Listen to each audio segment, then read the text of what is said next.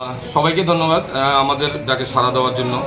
তো অ্যাকচুয়ালি গতকালকে সন্ধ্যার দিকে আমাদের কাছে একটা ইনফরমেশান আছে, আমাদের থানা এলাকা গান্ধী স্কুল চত্বরে একটা গ্রুপ তারা ইলিগালি ব্রাউন সুগার সেল করছে। এই খবরের ভিত্তিতে আমরা এখান থেকে অফিসারের টিম তৈরি করে আমরা ওখানে পাঠাই। ওখানে কলেজ টিলা যাওয়ার যে আমাদের রাস্তাটা, এখানে গান্ধী স্কুলের নিচে তান্নাকর চৌধুরী, তার নেতৃত্বে এখানে 3 জন লোক সাসপেক্টেড ব্রাউন সুগার সেল করছে। এই খবরের ভিত্তিতে আমরা কর্ডন করে এখানে 3 জনকে আমরা ডিটেন করি এবং তার কাছ থেকে তান্নাকরের কাছ থেকে একটি সাথে সাথে পাউচ, ব্রাউন সুগারের পাউচ এবং ভায়েলও পাই। তো তাদের 3 জনকে আনার পর আমরা খবর পাই আরও 2 জন লোক ওমেন্স কলেজ এলাকাতে ব্রাউন সুগার সেল করছে। তাদেরও আমরা ওখান থেকে ডিটেন করে নিয়ে আসি। টোটাল 5 জন লোক এখানে ডিটেন হয়েছে। তাদের মধ্যে তান্নাকর চৌধুরী, অজয় পাল, অর্জুন সরকার, পিতুষ সরকার, অভিজিৎ সাহা।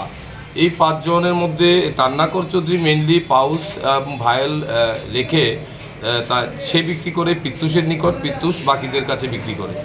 এই চেইনভাবেই তারা এখানে প্রত্যেক দিন আমাদের কলেজ টিলা এবং গোলবাজার এলাকাতে ইলিগাল কন্ট্রাব্যান্ড সেল করছে।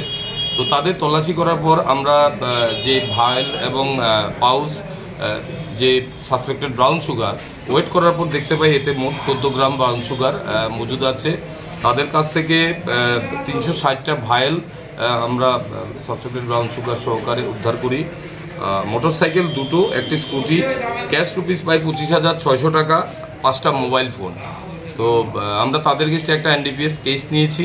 আজকে তাদের পুলিশ রিমান্ড চেয়ে আমরা কোর্টে পাঠাবো।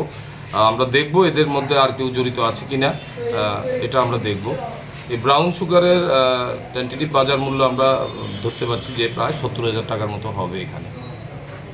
এই তান্নাকর চৌধুরী, তার এগেনস্টে আমাদের এই থানাতেই মোট 6টা কেস আগে থেকেই চলছে। তার মধ্যে 2টো ডাকাতি আর 4টা কেস আছে NDPS এর কেস।